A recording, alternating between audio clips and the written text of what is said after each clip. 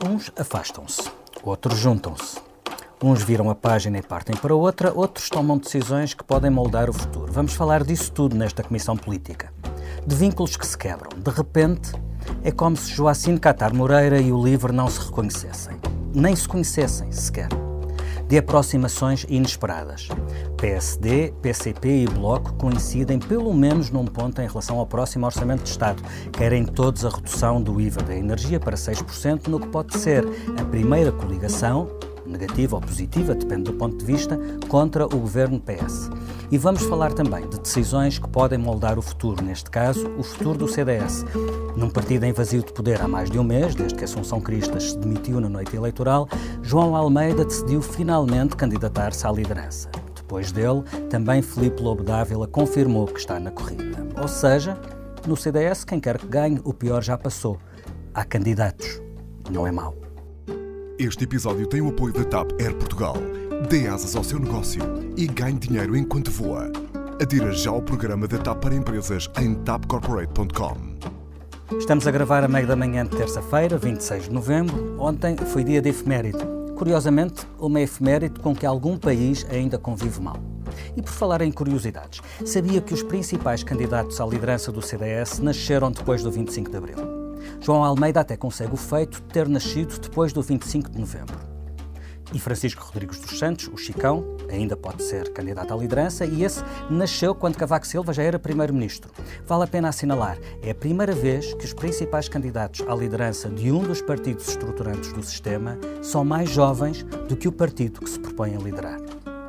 Quanto a mim, estou rodeado de referências do jornalismo político português, todos jovens em espírito. Rosa Pedroso Lima, que acompanha as esquerdas na editoria de política do Expresso. Olá, Rosa. E também nasci antes do 25 de Abril. Olá, Filipe. O Vítor Matos, ilustríssimo editor de política e também nascido antes do 25 de Abril. Pronto. E o David Diniz, diretor adjunto do Expresso, membro residente deste podcast e também nascido antes do 25. Olha que não. Não? Não, Já do 25 de já novembro? depois do 25 de Abril e depois do 25 de novembro de 1975. Mas ainda Cavaco Silva não era primeiro-ministro. Não, muito longe, muito longe. Muito bem. Eu sou o Filipe Santos Costa.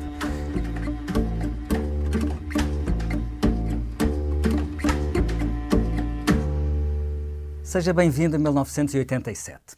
Temos um governo socialista de maioria relativa que se confronta no Parlamento com coligações que juntam oposições de esquerda e de direita, unidas para aprovar medidas populares. O governo, por seu lado, explica que o dinheiro não dá para tudo, que a irresponsabilidade da oposição abre um buraco deste ou daquele tamanho e que isso terá consequências. Bem-vindo a 2019. A história repete-se. PSD, Bloco e PCP juntos têm 118 deputados. É uma maioria absoluta. E querem todos baixar o IVA da eletricidade e do gás para 6%. David, isto ainda agora começou e já estamos num filme bem conhecido. Bem conhecido, isto é mesmo o seguimento da legislatura passada, não há nenhuma dúvida sobre isso, porque nós acabámos a legislatura passada na sombra daquela quase demissão que acabou por não o ser. E começamos a nova legislatura com aquela ideia, com aquele fantasma de que, pode vir aí mais uma demissão.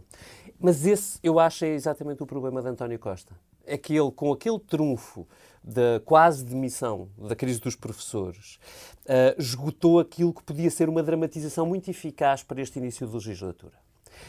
E assim sendo, eu acho que António Costa fragiliza um bocadinho a sua posição e abre espaço a que os outros partidos, tendo em conta a sua opção de não fazer uma coligação que segure o governo, que os outros partidos possam jogar os seus trunfos com um bocadinho mais de segurança. E eu acho que é isso que é provavelmente o mais interessante, ou a mais interessante das incógnitas deste início de legislatura. É que, de facto, os três partidos tinham no seu programa eleitoral a redução do IVA da energia. E não há nada de mais normal, natural, numa democracia, que não sejam os partidos a colocarem no Parlamento as propostas que apresentaram ao seu eleitorado. Eu referi no início deste bloco o ano de 87. Só nesse ano, e vale a pena lembrar isto, António Guterres ameaçou demitir-se 3 vezes por causa de medidas aprovadas pela oposição que tinham um forte impacto orçamental e passou o ano todo a analisar se devia ou não provocar uma crise política. Há um elemento interessante. Guterres tinha um problema. é que nesse ano perdão, eu disse 87, isto está tudo errado, é 97. Mas pronto, está feita a correção. Em 97 o Guterres tinha um problema, é que as oposições carregaram nas coligações negativas quando a popularidade do governo estava nas ruas da amargura. Ele tinha tomado posse em 95 e em 97 o governo já era um saco de gatos e a popularidade do governo estava absolutamente miserável, coisa que não acontece ainda. Sim, quer dizer, isto, usando uma expressão guterrista, entre a espada e a parede, ele escolhia a espada. António Costa também escolheu a espada na crise dos professores, mas ele não pode passar o tempo a escolher a espada quando a legislatura acabou de começar. Portanto, apesar de eu gostar sempre de um cheirinho de crise política pela manhã, e isto dar-nos sempre alguma inspiração para os nossos comentários, isto coloca um problema que daqui até ao orçamento vamos falar disto muitas vezes, que é quem é que vai recuar? Quer dizer, quem é que se vai tirar da equação? Quem é que vai resolver o problema a António Costa? Ou é o próprio, que arranja uma maneira de acomodar ali qualquer coisa que eu acho que não faz sentido nenhum, ou é o PSD que há de dizer que, pronto, ok, sem a medida estar enquadrada numa política mais geral que permita acomodar no orçamento, realmente não é possível, mas fica ao aviso, isto não pode ficar assim, e a esquerda duvido que tenha margem para recuar, a não ser que o governo lhe dê contrapartidas que façam com que deixem cair essa medida e acabem por se abster no orçamento. Agora, só para dizer uma coisa, se isto for levado até ao fim, António Costa não tem outra hipótese. Estamos a falar, só para enquadrar, estamos a falar de um impacto orçamental que será algures entre 454 milhões de euros ou, se a medida for maximalista, 771 milhões líquidos. De euros. Não estamos nem líquidos. Brutos é mais. Exatamente. 1 milhão ou 1.000 milhões. Isto pelas contas do Governo. E convém não esquecer isso, quer dizer, há um orçamento para fazer, há contas a serem feitas, por muito que Centeno tenha as contas controladas e esteja a caminho do superávit. Olhamos só para aquilo que tem sido falado nas últimas semanas. O Presidente da República pede um consenso pelo reforço do orçamento do salário do Serviço Nacional de Saúde e António Costa concorda. As forças de segurança exigem melhores salários, mais equipamentos e melhores infraestruturas e estão cobertas de razão. E o Governo diz, jura que assim será. Este fim de semana o Primeiro-Ministro aponta como uma das prioridades a erradicação da pobreza. Isso também custa dinheiro. Com superávit. Deixa-me só acrescentar aqui um ponto que eu acho que pode ser, enfim, o Vítor evidentemente tem razão, vamos passar a olhar para o quadro, ver quem é que cede primeiro, mas há aqui um elemento que talvez não seja despiciente para resolver este enigma, é que o PSD tem eleições diretas no início do mês de janeiro, antes da primeira metade, portanto ainda na primeira metade, e portanto Rui Rio até lá terá alguma dificuldade em recuar, mas se quisermos fazer um bocadinho de futurologia depois das eleições diretas, se Rui Rio for eleito, as coisas tornam-se um bocadinho mais fáceis. Talvez o enquadramento seja diferente se Luís Montenegro for o líder do PSD, mas lá está, Luís Montenegro não teve uma promessa eleitoral que tenha que apresentar ao seu eleitorado. E, portanto, há aqui uma série de cenários de saída. Só para dizer, para não dizer depois as questões, os argumentos que são mais fáceis nestes momentos, não é? Que é, o PSD não tem como proposta fechada descer também o IVA para o gás de botija. E o PCP tem. E é sempre fácil encontrar, quando se quer recuar, algum argumento para dizer não é exatamente isto que nós queremos. Rosa, e à esquerda há essa preocupação de recuar ou a esquerda está absolutamente confortável com esta... Eu acho que este é o verdadeiro teste aos dotes de negociador que andámos durante 4 anos a elogiar António Costa. É porque neste momento, de facto, ele está condenado a ter de negociar um orçamento e porque a esquerda não está obrigada a fazê-lo. E, portanto, concordo com o Vítor que há necessidade de ratear quem é que recua. Muito provavelmente o Governo vai ter de fazer recuos. Se é no preço da eletricidade, que é uma medida bombástica da redução do preço da eletricidade, claro que tem este impacto orçamental, mas pode ser compensado com a alteração, por exemplo, das rendas das elétricas ou fazer pagar às elétricas algum do custo de um IVA tão pesado para um bem tão essencial. Agora, eu acho que é interessante porque tu vês neste domingo o Comitê Central do PCP reuniu. E o tom do discurso em relação ao Orçamento de Estado é: nós não estamos aqui para brincar. Os retrocessos, mesmo o confronto... Eu acho que galga um patamar do que tinham feito antes. Estás a substituir o Filipe tu na te parte tu te de... interpelar Não, na estás parte a... Deixa eu falar a Rosa. Que é a ideia de que agora isto é a doer. Nós não tivemos um acordo, o PS vai ter de negociar connosco. E se é no preço da energia, eu acho que era bom para todos. Acho que era, nunca nos esqueçamos, que no primeiro orçamento da geringonça, o PS resistiu imenso ao fim dos cortes e, de facto, isso foi depois uma bandeira fortíssima e um ganho eleitoral para o socialista logo no arranque da geringonça. E, portanto, a medida de redução do preço da eletricidade é uma coisa que todos ganhariam. Aliás, em todo o caso, convém lembrar que uma das prioridades do Governo continua a ser o aumento do rendimento das famílias e se à medida que o impacto no aumento do rendimento das famílias é a redução da fatura com a energia e também em relação às empresas, onde os custos de contexto que têm a ver com os custos de energia são altíssimos. Vítor. António Costa tem um problema aqui se quiser criar um psicodrama igual ao que criou em relação aos professores. Em relação aos professores, tinha uma opinião pública unida contra o privilégio de uma classe que gostaria... Também era à volta de 600 milhões, não era? Qualquer coisa assim do género. Sempre 200 milhões, 600 milhões... É sempre 600, dá sempre a 600 milhões. É sempre 600 milhões.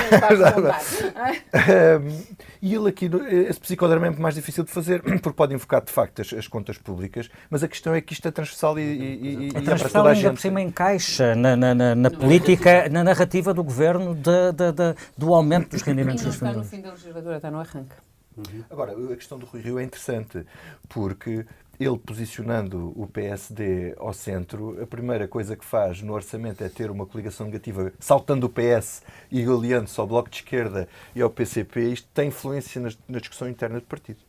Muito bem, e depois de uma inesperada união de vários partidos, vamos falar de uma ainda mais inesperada separação dentro do mesmo partido. Sei que muitos estão perplexos e quero que tenham consciência de que nós também estamos. Habituaram-se a ver no partido, os nossos concidadãos, no LIVRE, habituaram-se a ver um partido sério, empenhado nos verdadeiros temas, empenhado em falar daquilo que importa aos portugueses e aos europeus e àquilo que importa para o nosso planeta. E, portanto, o que as pessoas querem ver é o LIVRE voltar a essa trilha. Admite a desvinculação do LIVRE? Não. Absolutamente impossível. É aqui onde eu hei de estar, é aqui onde eu estou e é aqui onde irei, obviamente, cumprir absolutamente o que me foi mandatado. Rui Tavares, o fundador do LIVRE, diz perplexo com o que está a acontecer com a única deputada eleita pelo partido. E essa deputada, Joacine Catar Moreira, garante que não sai, mas parece ter um pé dentro e o outro fora. Ao Observador, Joacine declarou que foi eleita sozinha, sem qualquer apoio da direção do LIVRE, como quem diz que não deve nada a ninguém. Rosa, como é que chegamos a este ponto de pré-ruptura apenas um mês e meio depois do LIVRE celebrar a sua entrada no Parlamento? Bom, vamos por partes. Eu acho que, por um lado, tem a ver com a personalidade de Joacine Catar Moreira, e é uma personalidade fortíssima. Devo dizer, há cerca de um mês que estou a preparar para a revista um perfil da Joacine, que sairá nesta edição, e que dá para perceber como ela foi trazida para a ribalta partidária, um pouco de surpresa para todos, mas pela mão de Rui Tavares. E eu acho que se o Rui Tavares está espantado com a Joacine, isso é que é espantoso para mim. E eu vou lembrar-vos o que ela disse na noite do final, como é que se diz? Do comício final da campanha eleitoral em Lisboa. Não fui escolhida por uma direção partidária, mas por militantes e simpatizantes que acham que esta é a época do desconforto. Ora, eu sou esse desconforto. Desconforto é uma boa palavra para definir, para definir o que está aqui a passar. Foi o Rui Tavares que, no arranque deste ano, convidou Joacine a candidatar-se nas primárias, e já vamos falar um bocadinho sobre o que é o LIVRE. E, como ela própria diz, só mesmo por eleições diretas é que colocariam uma mulher negra, gaga e pobre como como primeira cabeça de lista por Lisboa. Eu acho é que nunca ninguém, desde logo Rui Tavares, acreditou que o LIVRE tivesse uma deputada. E a própria constituição do partido é uma constituição feita para uma espécie de clube da Casa da Árvore, percebes? Em que o Rui Tavares criou um partido em que tem como organização a Assembleia Geral, de que ele faz parte, mas que não é um órgão executivo, tem o grupo de contacto constituído por 15 membros, que são a direção partidária, o órgão executivo, tem um porta-voz rotativo, tem um conselho de jurisdição, tem núcleos territoriais, tem círculos temáticos, tem assembleias regionais e até tem, de acordo com os estatutos, administradores e peritos para, cito, prestar auxílio na gestão dos órgãos do partido. Ana, e tanta gente junta não consegue organizar-se acho para um que grupo parlamentar de deputado único? Precisamente por isso, e como esta experiência de 6 anos tinha uma figura de referência, que era o Rui Tavares, e, portanto, todos estes órgãos podiam estar a trabalhar e a pensar a Europa, o futuro, a ecologia, ou não, whatever. Ou não estar a trabalhar, e se alguém tinha alguma dúvida, como um jornalista telefonava ao Rui Tavares, e o Rui Tavares era o fundador, o porta-voz, a direção, o LIVRE, e a coisa resolvia-se, de repente, há uma deputada e há estes órgãos todos. E há um partido que não estava preparado para, esta mediatização, este foco que adorou, Joacine adorou, mas o partido também adorou, não estava preparado para as regras deste jogo político, que não é dos grupos de contactos e dos núcleos temáticos e dos pensamentos estratégicos, é todos os dias, a todas as horas, tu tens respostas a dar no Parlamento. Exemplo. Quando se colocou a questão da gaguez da Joacine ter de ser compensada por um tempo extra de intervenção dos deputados, ela, o LIVRE, veio falar para a praça pública sobre essa necessidade. Esqueceu-se daquela questão muito básica que é pôr o papelinho de pedido de alteração do regimento na Assembleia. Só a Iniciativa Liberal é que o fez. Esta questão também de pensar que uma deputada, que aliás faz parte do grupo de contacto, ou seja, é a direção do LIVRE, tem de, a cada momento, ir questionar a sua direção sobre se deve votar, abster-se ou não votar, o que quer que seja de iniciativa, é disfuncional. O que é que eu queria dizer com tudo isto? Acho que o LIVRE é como com aquelas coisas dos sapatos novos. Quando se começa a fazer caminho, cria-se bolhas.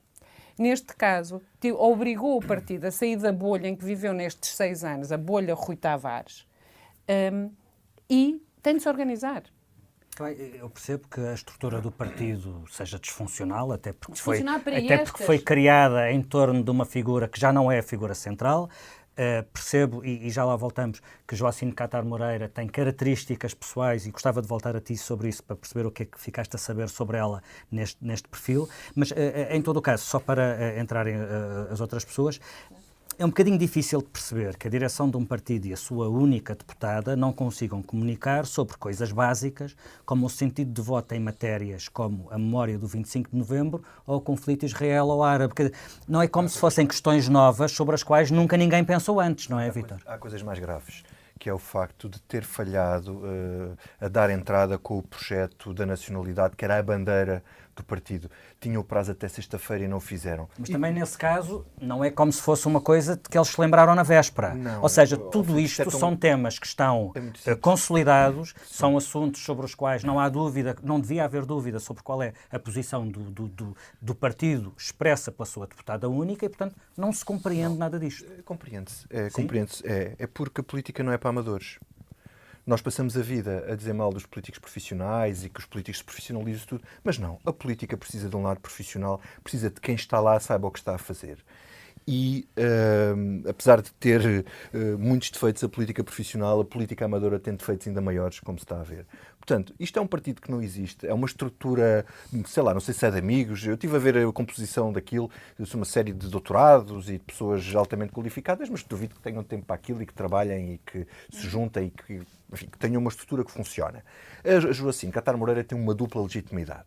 E daí ela dizer isso, tem uma legitimidade do voto direto em primárias, portanto não depende, não foi escolhida por uma direção partidária, e tem legitimidade do voto popular. E se ela quiser, ela é deputada em nome próprio. E faz parte deputada em nome próprio. Portanto, ela apresentará uma lista na próxima, não sei se chama Congresso, lá o que é, e será ela muito provavelmente, ou não, mas vai disputar essa liderança. Agora, o que isto mostra é que estas organizações, ou desorganizações, como o caso do LIVRE, o Iniciativa Liberal, que teve um líder que se demitiu assim que ganhou, e o Chega, que depende de uma pessoa, mas nós sabemos muito bem depois o que é que aquilo é lá dentro, são organizações partidárias que não têm estrutura para suportar, às vezes, o caso de um deputado precisa de know-how.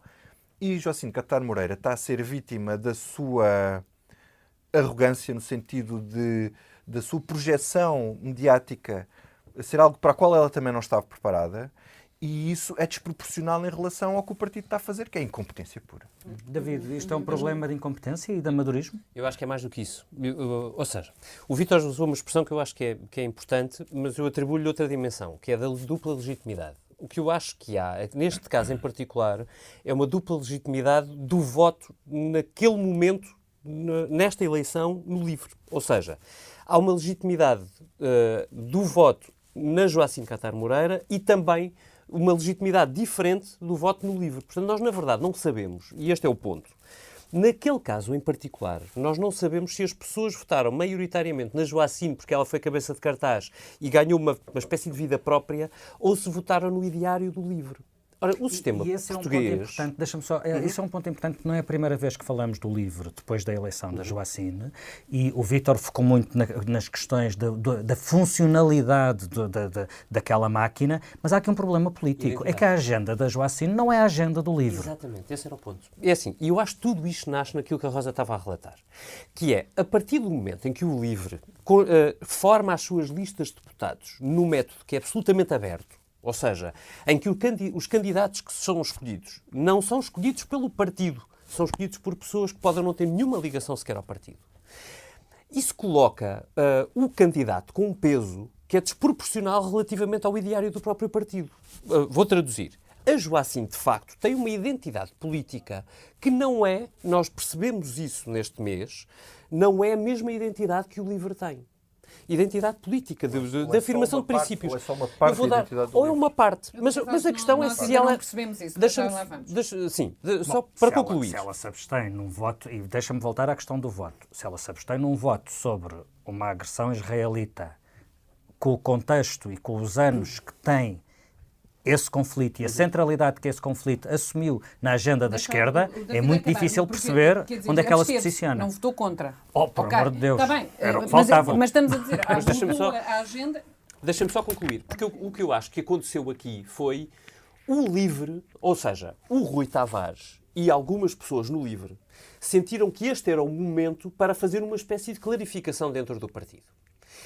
E tanto é assim que, eu diria, ontem dizia isto ao Vítor, eu acho que ninguém perceberia que havia um caso se o LIVRE não o tivesse tornado público, porque ninguém reparou, não há registro de uma notícia, na sexta-feira à tarde, de a Joacine absteve-se, o escândalo, num voto sobre a questão da Palestina. Mas havia uma reação muito forte num meio que é fundamental para o LIVRE, que é nas redes sociais. Os eleitores do LIVRE nas redes sociais foram os primeiros a contestar o posicionamento da Joacine nesses dois votos, tanto no do 25 de novembro como no de Israel. Mas deixa-me só acrescentar, e sendo isso verdadeiro, publicamente só há notícia, ou seja, o que eu acho não é que não houvesse alguma coisa, é que o LIVRE e o Rui Tavares em particular quiseram fazer disto um ponto de ordem.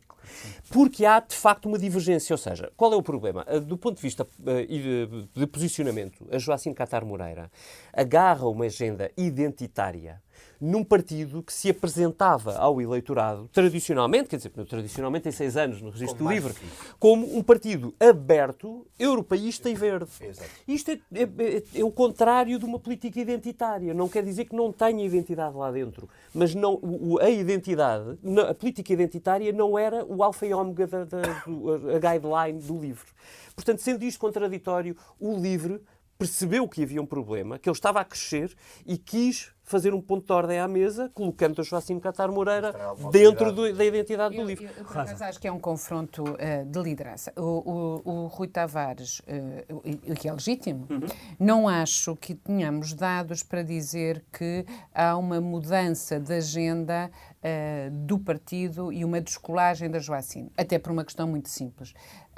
Ela, tanto quanto sei, não apresentou propriamente projetos ainda na Assembleia da República, mas aquilo que seria a sua agência identitária esqueceu-se dele. Pronto. Portanto, não há aqui prova material. Não entregou a tempo Exatamente. aquilo que seria uma das leis da agenda mais identitária importantes e que a mudança... Portanto, eu acho que relativa à lei da estamos todos, nacionalidade. e todos, sobretudo dentro do livro, numa grande agitação sobre a Joacine, e porque acho, pura e simplesmente, que de repente caiu a ficha a muitos membros do livro que estavam na casa da árvore a brincar à teoria sobre como se mudar a Europa, e o próprio Rui Tavares, que de repente o partido fugiu-lhe das mãos.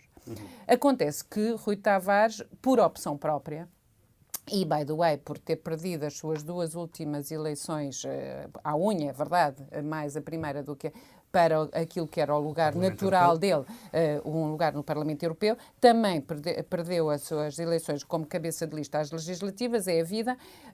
A de Joacine conseguiu um feito histórico até para o próprio Rui Tavares. E o Rui Tavares, que se tinha pedido até escusa e afastou-se do partido por motivos pessoais e profissionais e tudo bem, de repente vê que o seu partido já não é o partido dele, é o partido da Joacine.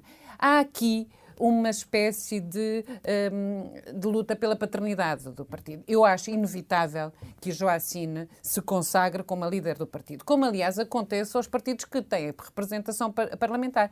Qual é aqui a diferença que não acontece, por exemplo, com o Chega? É que o Chega é o André Ventura, não é? E ele fala e não se percebe nada do que é que se passa dentro do partido, nem ninguém quer saber, porque percebe-se que é ele. Foi o que aconteceu com Marinho Pinto. Marinho Pinto estava com o partido em cacos, mas não interessava para nada porque era ele o partido. Agora, o LIVRE deixou de ser o partido de Rui Tavares e é natural que seja o partido da Joacine, porque a Joacine tem um palco que o Rui Tavares não tem e nunca conseguiu. Rosa, só para fechar este ponto, no sábado sai um perfil que tu estás a fazer há várias semanas, tens estado muito próximo da Joacine nas últimas semanas. Diz-nos alguma coisa sobre o que ficaste a saber sobre ela? Olha, fiquei com a certeza de que é uma mulher absolutamente determinada e que leva tudo à frente. Ou seja, foi talhada nas maiores dificuldades de vida e percebe que nada na vida é fácil para ela. E portanto, acho que sim, acho que tem todo o perfil para dar luta e conseguiu a pulso muitas coisas, leiam o perfil. A chegada ao Parlamento é qualquer coisa que ela reivindica como sendo em grande parte fruto do seu empenho, da sua dedicação, do seu trabalho e da sua capacidade de... Portanto, não te surpreendeu aquela declaração dela dizer Não. que fui eu que fui eleita, o partido fez pouco por isso? E é verdade que foi ela que foi eleita. Muito bem. Passamos do Partido Novo com dores de crescimento para o Partido Antigo com dores de encolhimento. A notícia desta semana no CDS é que há vida para além da Abel Matos Santos, que foi o primeiro candidato a vir a terreno, é um psiquiatra ultraconservador que dedicou a sua vida aos problemas sexuais dos outros. Mas não vamos perder muito tempo com o Tea Party do CDS. Temos então João Almeida, voltou de lua de mel e anunciou que é candidato, o que significa pelo menos que é um homem com prioridades bem definidas. Temos também Filipe Lobo Dávila, que anunciou que é candidato. Bom, na verdade parece que ele já tinha anunciado que era candidato e ninguém tinha dado conta. Tem currículo na sexologia ou não? Pelo menos público não. E em reflexão está Chicão, o líder da Juventude Centrista, que vai apresentar uma moção de estratégia, mas não assumiu ainda uma candidatura. E também Nuno Melo vai apresentar uma moção sem candidatura acoplada. Tanto quanto se percebe, estão todos a contar espingardas, ou eu não sei se pode dizer isto, mas como diria o psiquiatra Abel Matos Santos, a medir pilinhas. Vítor, dá o teu melhor para tornar esta disputa do CDS qualquer coisa de interessante. Eu acho que, para já, podemos concluir uma coisa e, tendo em conta tudo aquilo que estes candidatos e possíveis candidatos já disseram, que é algo de surpreendente. O CDS é um partido de direita. Isto pode ter a ver com o trauma pós-revolucionário do partido, que tem, ao contrário do PSD, que diz social-democrata e passam a vida a dizer que não são de direita. O CDS chama-se do centro, que deve ter sido um excesso revolucionário do mês de junho de 74. Era o mais à direita que se podia ser, era ser do centro. Portanto, sendo de centro, tem que passar a vida a bater no peito e a dizer que são de direita. Pois, ora, já todos sabemos que o CDS é de direita, resta saber mais qualquer coisa. Bom, isto, antes de passar a esta, gostava só de dizer aqui, fazer uma à parte. Há outra moção, que é a moção do líder da Distrital de Lisboa, João Gonçalves Pereira, que defende o voto obrigatório. O que também é extraordinário num partido... Não no CDS. Não no CDS. Por enquanto. Por enquanto, apesar de haver outras candidaturas que com certeza eram capazes de advogar isso, que é extraordinário num partido que preza a liberdade individual e que acha que o Estado não se deve meter na vida das pessoas e que tem um alto quadro a dizer que se não votam, então o Estado obriga-os a votar. Bom, voltando à questão do direita ou não direita. Fora de brincadeiras... Isto tem muito a ver com o contexto da liderança da Associação Cristas, que tentou puxar o partido mais para o centro, para alargar a base e para tentar ganhar votos. O que é que aquilo deu? Deu que o partido interior teve o pior resultado de sempre. Não é? Esta estratégia de bater no peito e dizer somos todos de direita, não temos vergonha de dizer que somos de direita, quer dizer, o CDS nunca teve vergonha de dizer que era de direita, ou raramente teve. Aliás, Paulo Portas foi uma luta cultural dele desde o Independente. O problema é que à direita agora tem a competição entre a Iniciativa Liberal e o Chega. Portanto, o CDS está com um problema muito complicado para resolver, que é, se vai lutar... Quer dizer, esta coisa de dizer que é de direita e posicionar-se à direita, mas vai lutar com o Chega, com a Iniciativa Liberal, vai ser o mesmo de sempre, vai tentar... Quer dizer, acho que o CDS só tem uma saída, que é ser um partido popular, como foi, já não digo Manuel Monteiro, mas sim, como foi o Paulo Portas. Uma grande parte da liderança de Paulo Portas, no final, já era menos, porque passou-se a ser um partido de poder. Nos últimos 18 anos, o CDS teve 8 anos de poder. Quer dizer, corrijam-me, acho que foi 8 anos. Portanto, é um partido de poder e agora está esvaziado e tem que encontrar o seu lugar na sociedade. E não é fácil no atual contexto, porque está com a direita a crescer, o Chega já se percebeu que vai crescer, a Iniciativa Liberal não sabemos muito bem o que vai sair dali, e mesmo com o problema, o PSD é resiliente, já percebemos que o PSD é resiliente pelo resultado que teve Rui Rio, foi baixo, mas foi foi o chão, não passou daquele limite. Portanto, eu não sei, vão ser tempos muito difíceis para os centristas. David, o João Almeida e o Filipe Lobo Dávila foram ambos das direções do Paulo Portas, estiveram ambos no governo, indicados por Portas para o governo de coligação. Este sábado o Expresso tinha um artigo da Mariana Lima Cunha sobre o fantasma de Portas, que continua a pairar no CDS. Este ainda é o partido de Portas ou é simplesmente um partido órfão? Eu acho que é o partido do pai que não sabe que herança é que deixa aos filhos, ou a qual dos filhos quer deixar o encargo da liderança. Tens algum palpite sobre quem será o candidato favorito de Paulo Portas? Olha, em teoria será o João Almeida, no sentido que é o que sobra daquele grupo. O problema é que o grupo espartilhou-se. E isso é a prova material de que o portismo está... se desvinculou, não é? Já não há um Portas para unir aquelas peças todas, mesmo sabendo que foi ele que lançou aquelas peças todas para o partido. Também tinha lançado a Assunção Cristas e viu-se o que viu. Não, certo, isso não vale em si. A questão é que o partido hoje deslaçou, ou seja, todo este grupo, que era um grupo do Paulo Portas, é um grupo que deslaçou. E, portanto, já não tem o mesmo elo, o mesmo vínculo, porque, quer dizer, mesmo Paulo Portas, esse trabalho da Mariana tinha muita graça por isto, que é a maneira como Paulo Portas mantém a ligação às pessoas do CDS. É uma maneira individual, não é? Quer dizer, é uma ligação. Manter a ligação é uma coisa, manter a influência é outra. Tens a percepção de que Paulo Portas mantém a influência no CDS? Eu acho que não. Eu acho que há uma marca que fica, que é um CDS que tentou virar um partido de poder outra vez e, portanto, mais aberto. A questão é que esse partido hoje está muito desafiado. Está desafiado por um PSD também à procura de uma sobrevivência, numa espécie de crise de direita, que pode ser mais ou menos conjuntural, e também ameaçado à sua direita pelos dois novos partidos que têm uma marca identitária muito forte. A questão é o que é que sobra disto tudo, e eu tenho muitas dúvidas que neste momento sobra alguma coisa, tendo em conta os candidatos que aqui se perfilam, e eu queria só acrescentar que te falta um senhor chamado Carlos Meira, que tanto quanto me lembro já se apresentou como candidato e é líder de uma distrital de... ajudem-me, Aveiro, eu já não é corrigirei, já corrigirei, entretanto, enfim, tenho que procurar. Bom, Eu este quero foi o saber momento muito em que o David currículo. Diniz descobriu mais um candidato à liderança do CDS. Vamos acabar isto antes que ainda Vamos continue acabar a- isto antes que apareça mais algum. Viana do Castelo, ex-presidente da Conselhia de Viana do Castelo. Uma Uma E grande critico saudação cristas. para Viana do Castelo e vamos para outras coisas que não nos saem da cabeça. Júri, dá bem? Vítor Matos, o que é que não te sai da cabeça esta semana? Não me sai da cabeça o Joker. Acho que o filme é muito impactante, é muito forte, não só pela...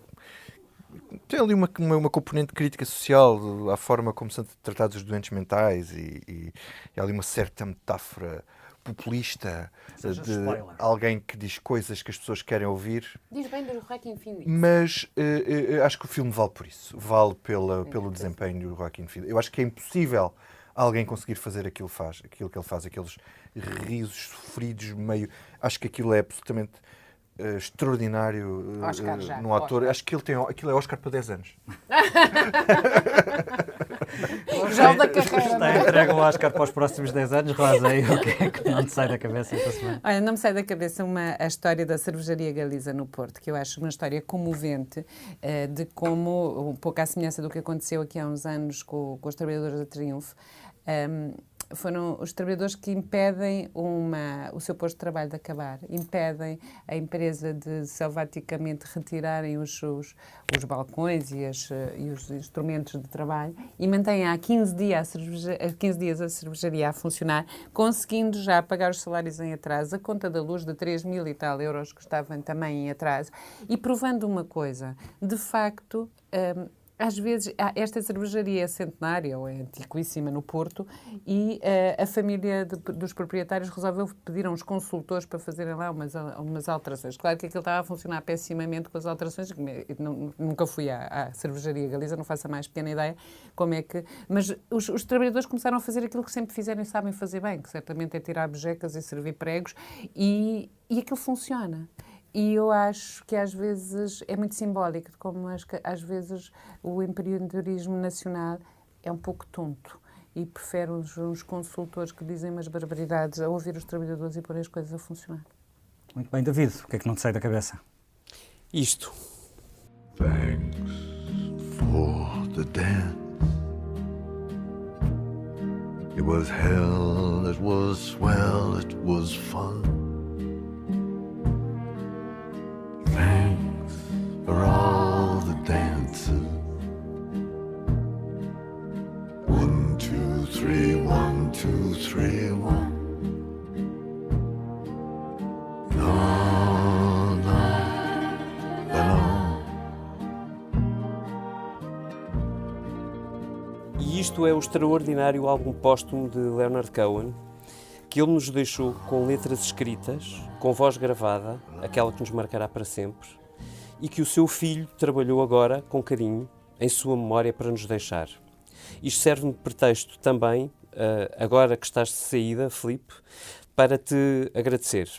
O que te digo é que as tuas letras ficam no Expresso, escritas, a tua voz fica aqui gravada, e tu deixarás saudades. Thanks for the dance. Thanks for the dance. Este é um espaço mais personalizado da Comissão Política e o que não me sai da cabeça esta semana é mesmo pessoal. Esta é a última vez que participo na Comissão Política. Esta é a última semana em que sou jornalista do Expresso. E na hora de sair sinto que devo dizer isto. É bom que quem fica perceba que a única riqueza das redações são as pessoas que têm uma assinatura, uma experiência, uma memória, e que essa assinatura, essa experiência, essa memória devem ser valorizadas. Há um problema sério nas redações em Portugal, o Expresso não foge a essa regra, os jornalistas não têm perspectiva de carreira, conheço N exemplos, dou só um que conheço bem, o meu, saio ao fim de quase 14 anos com exatamente o mesmo salário e o mesmo estatuto profissional com que entrei. A proletarização das redações não augura nada de bom para o jornalismo, nem para o ecossistema a que o jornalismo está ligado, e aqui inclui-se, sem sobranceria, inclui-se a democracia. Mas no meu caso aplica-se o lugar comum, apesar de tudo saio mais rico do que entrei, diverti-me, fiz amigos, acho que contribuí para que o Expresso fosse um jornal melhor, ainda que nunca tenha feito a diferença que podia ter feito. O Expresso foi a minha 9ª redação, Não tenho a certeza de que venha a trabalhar numa 10ª. Mas é hora de seguir em frente. E, como sempre, temos uma grande música para o final deste episódio que inclui 2 versos que resumem o momento que estou a viver. Para onde vou não sei, o que farei sei lá. Ficamos por aqui. A edição multimédia desta edição é da Joana Beleza, a ilustração é do Tiago Pereira Santos, a Comissão Política volta para a semana. O vendaval passou, nada mais resta.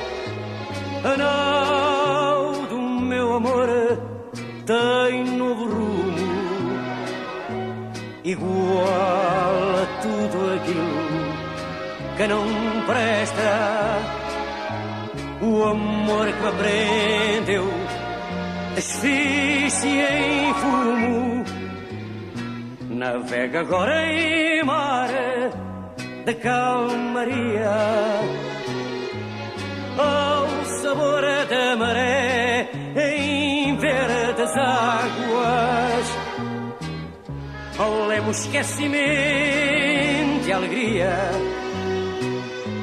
vai deixando para trás as minhas mágoas. Para onde vou não sei, o que farei sei lá. Só sei que me encontrarei e que eu sou eu enfim. E sei que ninguém mais rirá.